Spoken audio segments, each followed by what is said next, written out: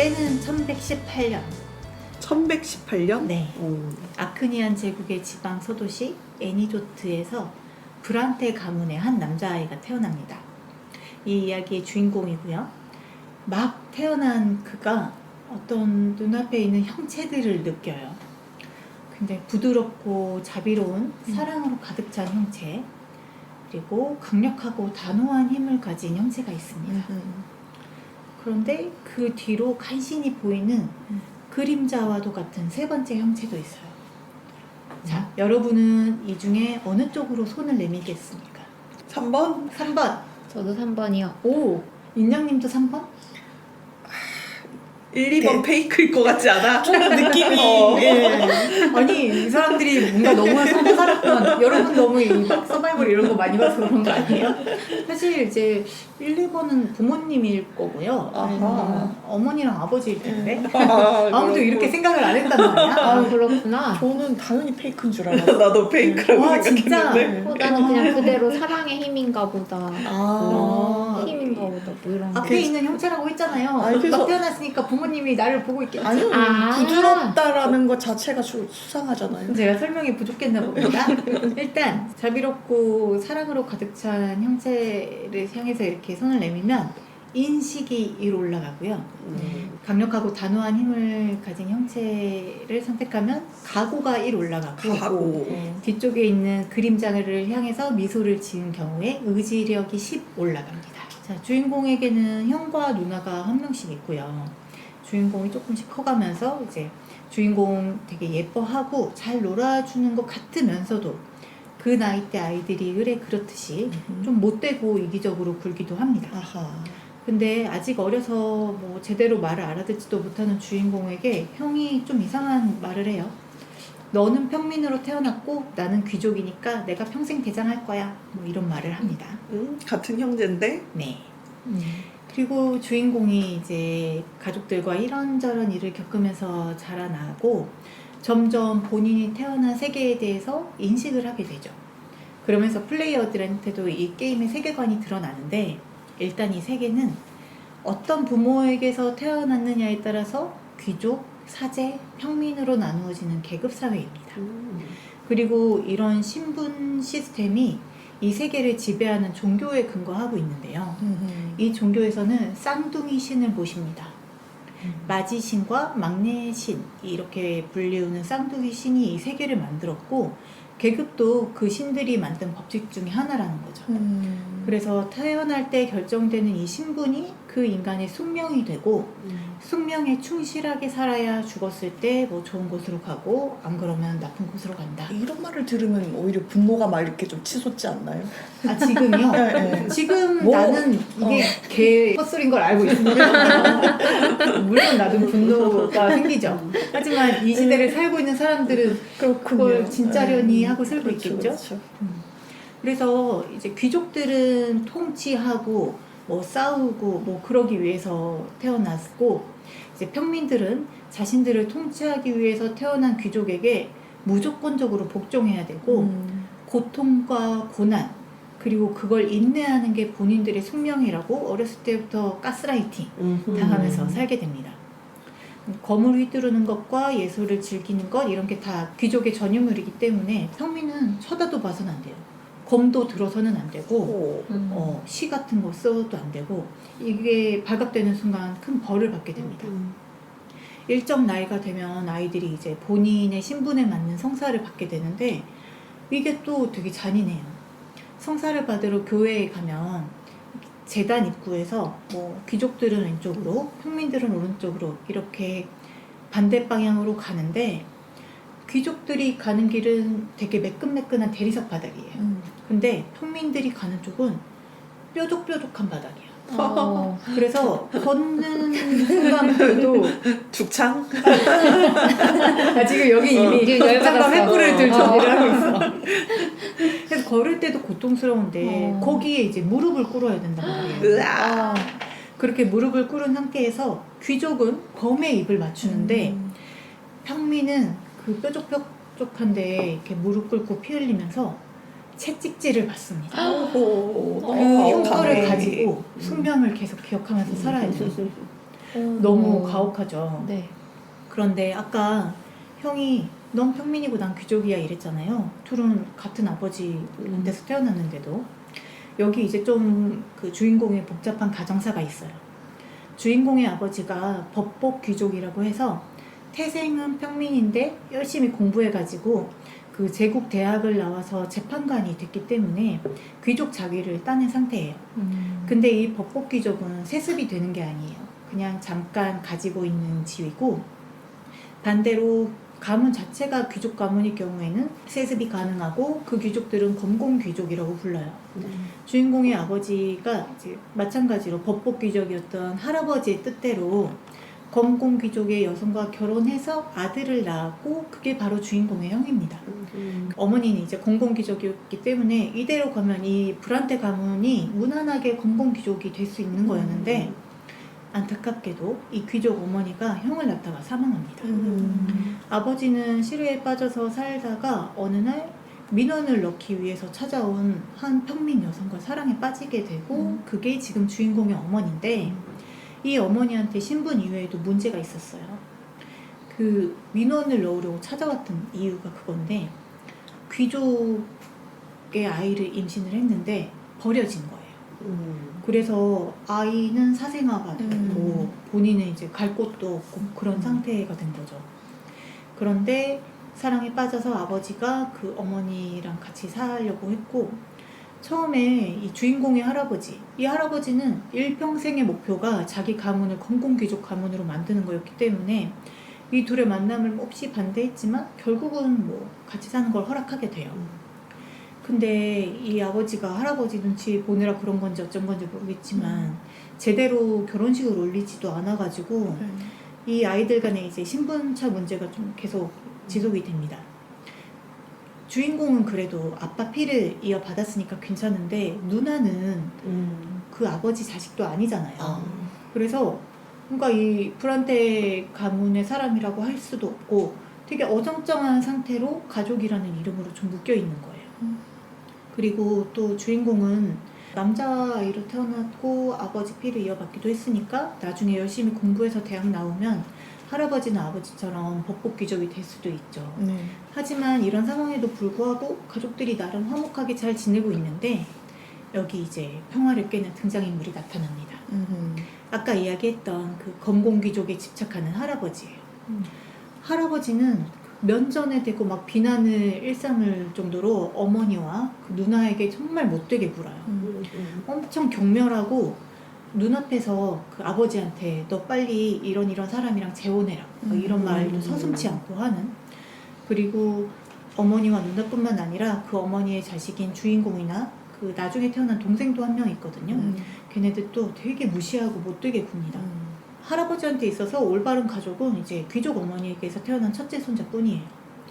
할아버지가 집에 있는 동안에는 집안 분위기가 엄청 살벌하고 흉흉하고 해서 어쩌다가 이제 할아버지가 수도에 뭐 볼 일이 있어서 가면은 그제서야 조금 숨통이 트이고 막 이런 상황입니다. 근데 형이 공부를 해야 되는 나이가 되면서 할아버지와 함께 수도로 떠나게 돼요. 그래서 집안 분위기는 이제 확실히 좀 나아져요. 근데 안타깝게도 이 형이 가족을 떠나서 할아버지와 함께 있으면서 완전히 할아버지의 영향하에 놓이게 됩니다. 그 전에는 나름 잘 지냈어요. 신분 차이가 있어도 어머니나 누나를 가족으로 대했었는데 이제 가끔 집에 올 때면 그 둘을 거의 하인대하듯 하고요. 뭔가 인사하는 것조차도 할아버지의 눈치를 보고 허락을 받고 한다거나 아니면 할아버지가 고개 저으면 쌩까버린다거나 이런 식으로 행동을 하는 겁니다. 근데 이런 상황에서 이제 어린 주인공은 내키지 않아요. 근데 아버지 때문에 꾸역꾸역 공부를 하고 있고요. 그 과정에서 동네에 절친도 생기고 좀 좋아하게 되는 여자아이도 생깁니다. 근데 이 청소년기를 거치는 동안 좀 큰 사고를 하나 겪게 돼요. 영지를 지배하는 귀족 가문이 막 말과 마차를 타고 지나가는데 그 앞에 친구가 길에서 넘어져가지고 위험해서 구해주려다가 본인이 대신 그 말발굽에 막 짓밟혀가지고 죽게 됩니다. 그 귀족들은 길가에 평민이 있다고 해서 행렬을 멈추지 않는 거죠. 그냥 무자비하게 밟고 지나가 버립니다. 어린 아이잖아요. 완전히 짓밟혀서 죽었어요. 근데 죽고 나서 쌍둥이 신을 만나더라고요. 그 영혼이. 아니 쌍둥이 신이 진짜 있었어. 실제로 죽으면 사람들이 그 쌍둥이 신을 만납니다. 그러면 이제 마지신과 막내신이 막 뭐 좀 질문도 하고 잘 살펴본 다음에 아직 때가 아니니까 더 살다 와라 하면서 주인공을 돌려보내요. 그래서 주인공이 눈을 딱 떠보니까 가족묘지 안에 있는 거예요.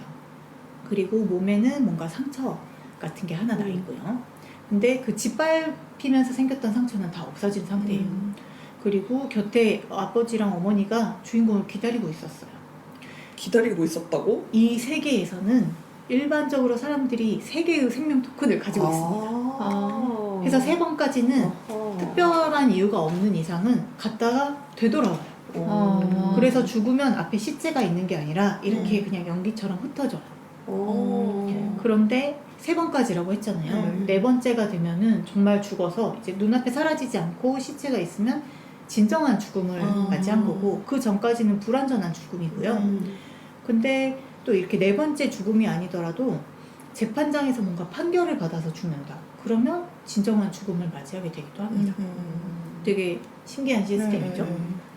주인공은 이번에 이제 첫 번째 불완전한 죽음을 겪은 거고, 그래서 생명 토큰이 2개 남아 있어요.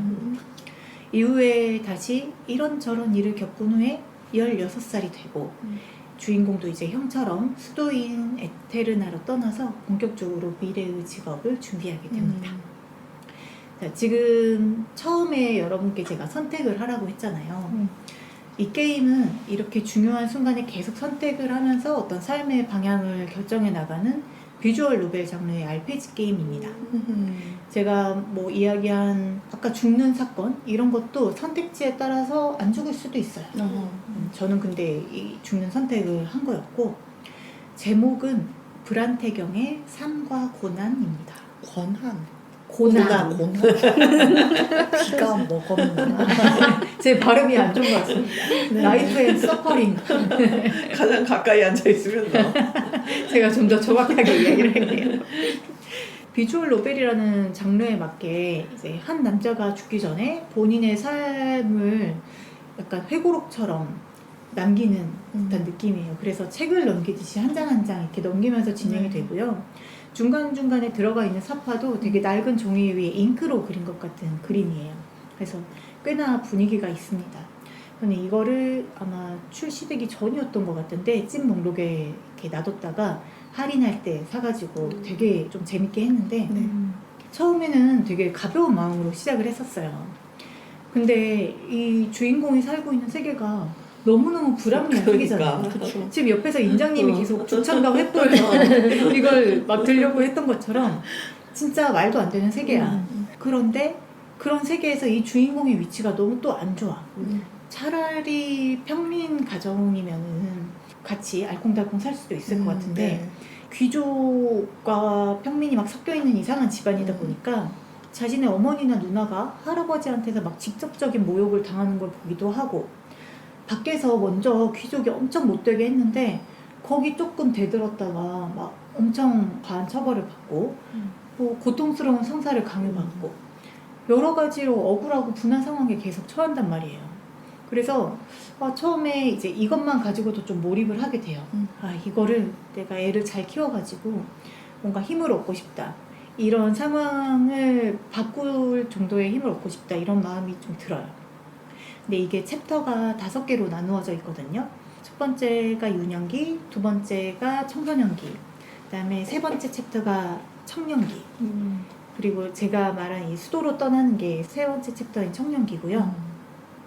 그 이후로 이제 4번째, 5번째 챕터가 있는데, 3번째 챕터를 먼저 설명을 드리자면, 이제 주인공이 떠났잖아요. 처음으로 가족과 고향 땅을 떠나서 수도에서 홀로 지내게 됩니다.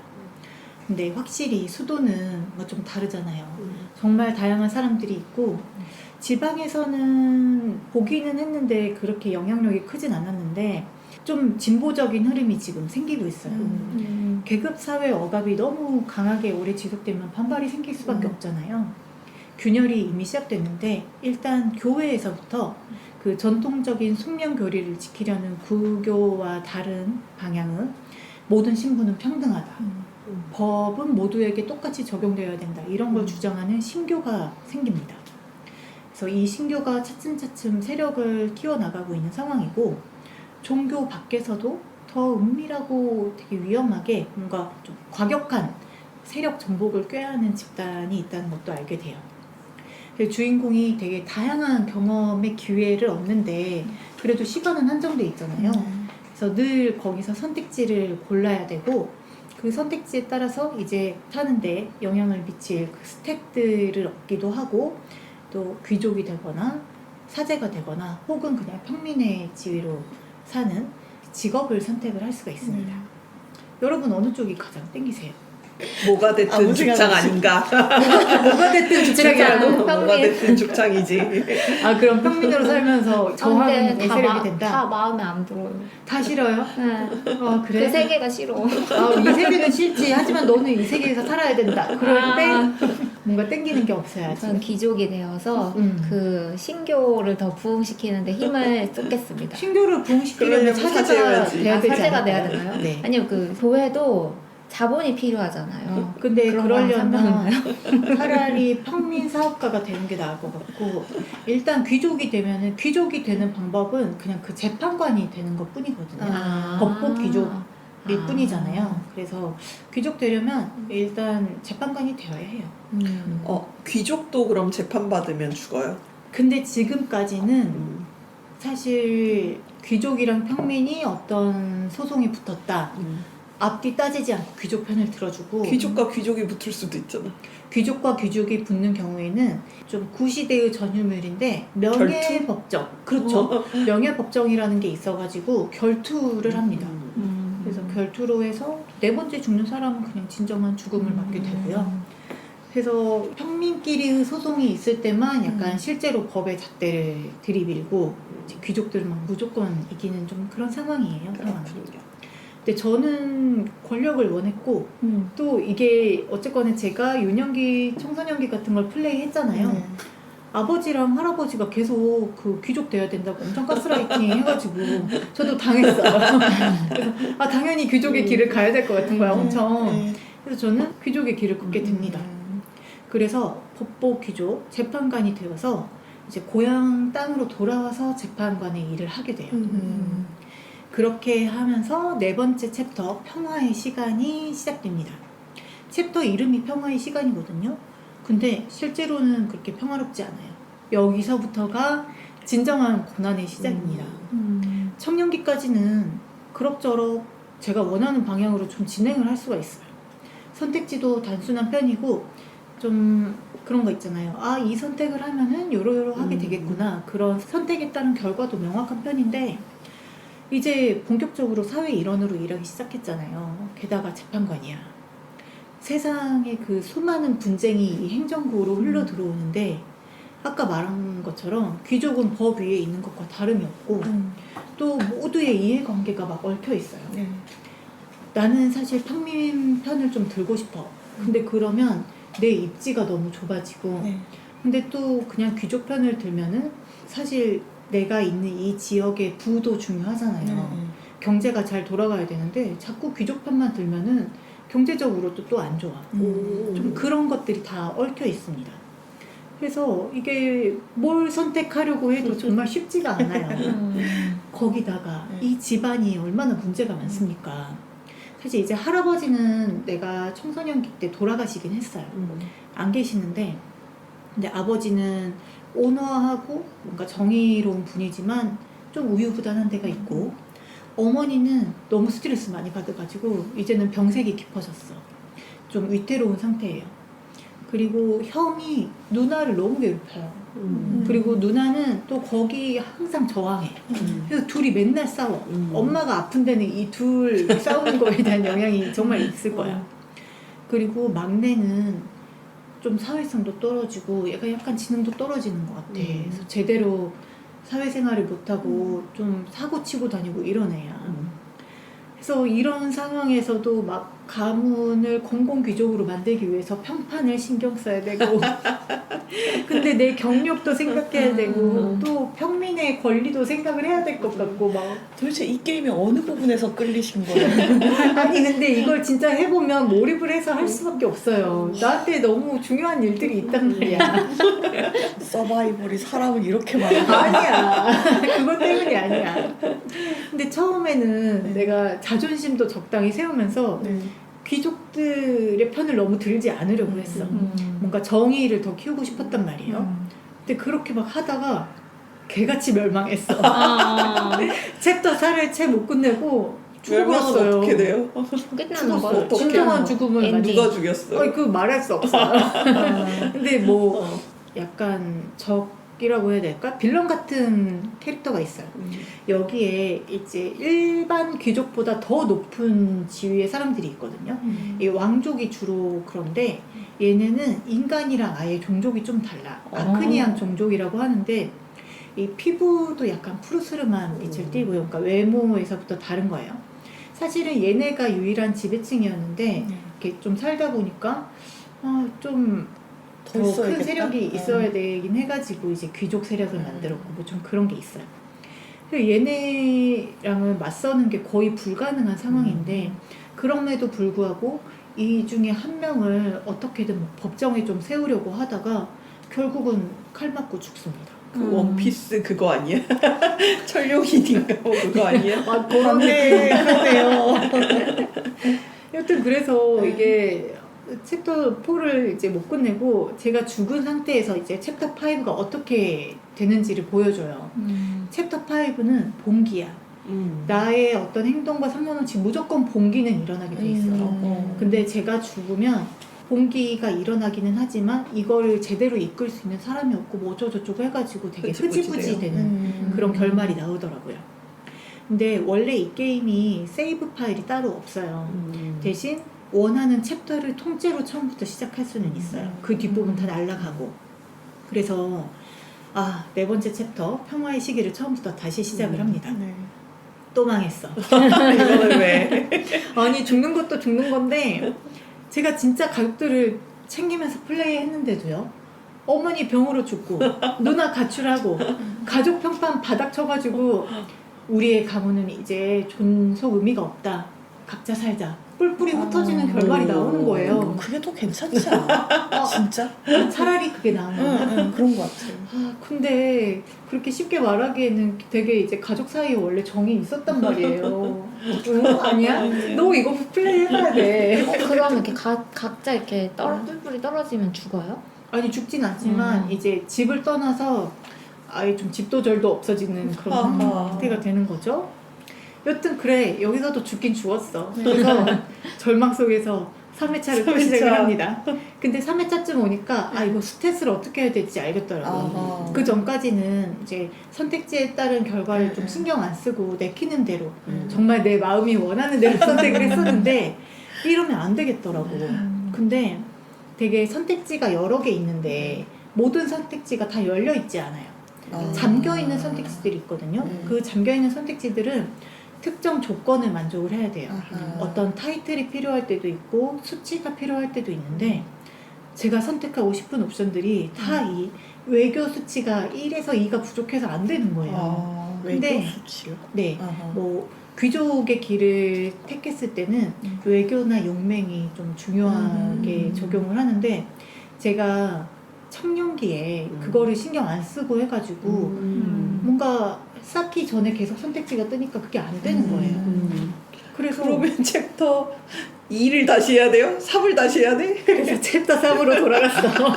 알고 보면 최초 선택지부터 잘못돼서 맞아요. 챕터 그것도 2까지 가는 있긴 거 아니야? 이거 완전 인생이잖아. 맞아요. 나도 잘못 깼어. 지금 본인 인생 잘못 찍어가지고 울고 잘못 있어. 찍었어. 아니 그러면 제일 처음에 손 3개 나왔을 때 뭘 해야 되는 거예요? 아니야, 근데 그거는 그래도 성향 차이가 아닐까? 그냥 그거는 성향 차이예요? 플레이어의 성향 차이. 근데 저는 의지 선택했었거든요. 근데 네. 의지가 이제 나중에 좀 좋기는 했었는데 근데 직업에 따라서도 좀 다를 것 같아요. 지금 제가 귀족의 길을 가고 있기 때문에 사제나 평민은 좀 다를 것 같고 그래서 저 안 되겠다 3부터 시작한다 스탯 관리 들어간다 이러면서 이제 청년기로 돌아갔죠. 그래서 제가 이제 귀족 루트를 다시 타면서 외교 스탯을 안정적으로 찍고요. 네. 공략도 이제 조금씩 보기 시작했어. 뭘 가지고 가야 되는지. 근데 이게 선택지가 워낙 많고 하니까 딱 요렇게 선택한 그런 공략이 없더라고요. 아 진짜요? 대신 어떤 사건들이 생기고 그때 어떻게 수치가 변하는지에 대한 정보는 있어요. 근데 그것도 조금씩 보면서 네. 하다 보니까 이제는 제가 자존심이고 나발이고 다 버리고 무조건 막 그 결과에만 집착하면서 되게 곤란한 사람이네요. 너무 내가 되고 싶지 않은 인물이 되어버렸어. 나중에는 네. 막 친구도 버리게 되더라고. 우리 가문을 위해. 내 가족만 챙기겠다. 막 이러면서 아. 그 친구가 뭔가 도움을 청할 때가 있는데 그 친구를 도와주면 내 생명 토큰이 하나 날아가는 게 확정이야. 확정이야. 근데 아, 그건 어쩔 수 없지. 세개 있잖아요. 아니에요. 두 개, 그 두 뒤로도 개도. 정말 중요한 아. 순간이 있다는 걸 이미 나는 알잖아. 아. 한 번 살았기 때문에. 네. 그래서 거기 낭비를 할 수가 없어. 그래서 죽게 내버려뒀어요. 그건 어쩔 수 없어. 목숨인데. 그러면 그렇게 해서 이번에는 성공을 했냐? 아니에요? 살아서 네. 챕터 5에 들어가기는 했어요. 아하. 일단 살아는 있어. 네. 근데 말씀드렸다시피 5번째 챕터는 봉기고 결국 평민들의 분노가 공포를 넘어서면서 봉기가 일어났어요. 근데 전반적으로 몰입감은 이전에도 들으시면서 눈치채셨겠지만 저 정말 몰입해서 하고 있었거든요. 근데 5번째 챕터에 오니까 이거는 진짜 어떻게 진행이 될지 한치 앞을 모르겠는 거예요. 상황이 너무 긴장되는 상황이거든요. 지금까지는 계속 굵직굵직한 사건이 그냥 삶에서 몇 가지 이렇게 일어나면서 계속 선택을 하는 거잖아요. 네. 근데 이 봉기 챕터는 하루예요. 아침부터 하루? 오후, 뭐 저녁, 밤 오, 되게 긴장감 있겠지. 정말 급박하게 지나가는 네. 하루를 보여주는 거고 거기서 어떤 선택을 해도 막 지금 여기저기서 빵빵 문제가 터지고 있단 말이에요. 되게 긴장되고 더 몰입하게 되고 어렵습니다. 제 계획대로 되지 않는 건 똑같아요. 사챕터랑 똑같이 뭐가 마음대로 되질 않는데 훨씬 더 입체적으로 망하더라고요. 정말 이렇게 망할 수도 있구나. 챕터 5에서 선택지에 중요한 영향을 미치는 스택들이 이전과 다르게 막 제가 계산해서 차근차근 쌓아 올린 것들 외에도 그냥 이 상황이 주는 스택들이 막 있단 말이에요. 내가 마음대로 할 수가 없는 그런 것들이 있고 이게 어떤 결과로 이어지는지가 직관적이지가 않아요. 그리고 선택지가 되게 많이 있는데 내가 선택할 수 있는 옵션은 너무 적어. 아니 이거 해피엔딩이 있긴 해요? 그게 네. 또 해피엔딩을 뭐로 생각하느냐에 따라서 좀 달라져. 아. 내가 원하는 해피엔딩이 무엇인가? 찝찝하다. 어떤 게 해피엔딩일 것 같아요? 아니 지금 어떻게 돼야 행복하겠어? 방금 이야기하신 거는 지금 가족과 알콩달콩 잘 사는 거잖아요. 근데 지금 일단 들어보니까 그건 안 될 것 같은데. 근데 가족들과 알콩달콩 하더라도 그런 게 있잖아요. 지금 상황은 사실 뒤집어지는 게 맞아. 평민이 어느 정도 올라와야 돼. 근데 아버지랑은 또 막 귀족을 엄청 원했단 말이야. 그러니까요. 그럼 이게 무조건 충돌할 수밖에 그렇죠. 없거든요. 그리고 누나 같은 경우에는 계속 어떤 평민으로서 억압받고 살았기 때문에 당연히 이 평민들 편에 설 수밖에 없고 형은 귀족이기 때문에 그걸 지키려고 할 거고 그렇죠, 어떤 그렇죠. 제국의 질서 같은 거는 어려워요. 그러니까 이미 지금 가족 안에도 모순이 있는데 지금 될 수가 그리고 없어요. 평민도 뭔가 평민들이 지금 완전히 분노에 휩싸여 있잖아요. 그럼 이성적으로 우리도 너네랑 그냥 똑같은 권리를 가지고 싶어 이게 아니라 다 죽여버릴 거야. 이제는 복수, 피해 복수뿐이다. 대학살 이렇게 되는 경우도 있고 정말 그 우리의 마음처럼 모두 화합할 수 있는 그런 길은 없다고 봐야 되는 것 같아요. 그래서 해피엔딩이 뭔지도 잘 모르겠고 자기 자신이 원하는 게 뭔지도 좀 명확하지가 않아요. 이제 챕터 5의 상황이 혼란스러운 상황이니만큼 막 극단적인 사건이 엄청 일어나는데 내가 뭘 어떻게 해야 될지 이게 어떤 결과로 이어질지를 너무 모르겠어서 진짜 막막하더라고요. 그래서 결론적으로는 엄청 비겁한 선택을 하게 됐고 내가 결말에서 나는 그 이후에 뭔가 다른 선택지가 있을 줄 알고 작전상이 일단 후퇴다 이런 식으로 했는데 그게 마지막 결론이어가지고 되게 비참한 말로를 내가 맞이했어. 가족과 도주? 외국으로 도피? 아니 가족은 가족 두고 튀튀? 아니 가족은 두고 내가 싸우다가 네. 내가 먼저 밖으로 도망가 버렸고 그래서 오히려 도시 안에 남겨둔 가족들이 다 붙잡혀서 다 사형당하고 막 처형당하고. 아니 아까 친구도 배신하고 난 이럴 줄 몰랐지. 가족을 지킬 거라고 그렇게 막 나는 이렇게까지 도망가려는 건 아니었어. 이 모든 사람들이 하는 말이 나는 이렇게 될 줄 몰랐지 이러잖아요. 그 유일한 다른 선택지가 죽음이었어. 이 선택지는 무조건 진정한 죽음, 내 생명 토큰에 상관없이 진정한 죽음을 받게 되는 거여가지고 이것보다는 그래도 뭔가 다른 걸 도모하는 게 낫겠지라고 했는데 이런 원근 같은 아니 오늘 다 나오네. 오늘 나 이렇게까지 비난받을 일인가. 여튼 그래서 또 이제 5번째 트라이에 들어갑니다. 야 독한 사람이네요. 이게 네. 내가 진짜 마음으로는 한 엔딩 2번 보고 나서 다른 사람들이 올려놓은 거 영상이나 봐야 되겠다 이런 생각을 했는데 그렇게 안 되더라고요. 이거 내가 어떻게든 내 손으로 바로 잡겠다. 엔딩을 봐야겠어. 좋은 엔딩. 아니 지금 여기에 건널 수 없는 강이 이렇게 흐르고 있어. 아니야, 넌 내 옆에 있다. 우리는 같은 곳에 있어. 그래서 또 했어요. 또 하는데 와 대단하다. 이렇게 막 자꾸 하다가 엎드려서 광광 울고 그리고 이 약간 책장을 넘기는 것처럼 디자인이 돼 있다고 했잖아요. 한 페이지를 펼쳐놓고 진짜 수십 분을 고민을 합니다. 선택지 하나를 두고 엄청 여러 가지 경우의 수를 생각하면서 진짜 심사숙고하면서 게임을 하게 되더라고요.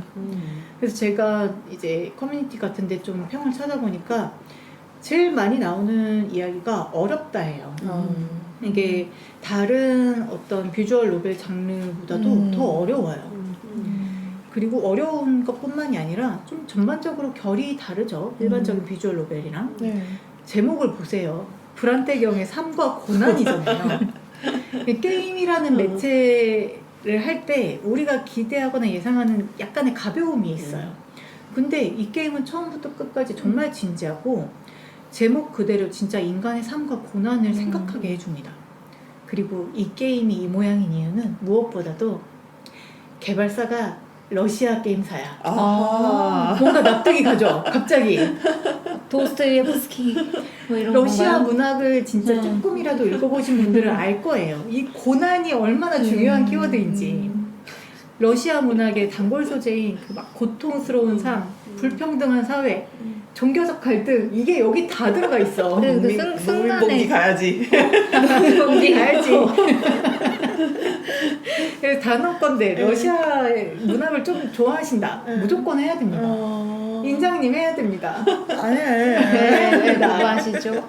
지금 이렇게 리트라이를 많이 했는데도 근데 좋은 엔딩이라는 게 없을 것 같은데. 그냥 그럴 것 같아요. 그 개인적으로 만족하는 엔딩이라는 게 있기는 하더라고요. 일단은 그 귀족의 자기 건공 귀족에도 성공을 하고 가족도 지키고 근데 그거는 이제 결국 제국의 판에 좀 서는 거죠. 그래서 봉기를 진압하고 제국 안에서 어떤 지위를 얻어서 그러면 누나랑 어머니는 어떻게 되는 거예요? 그게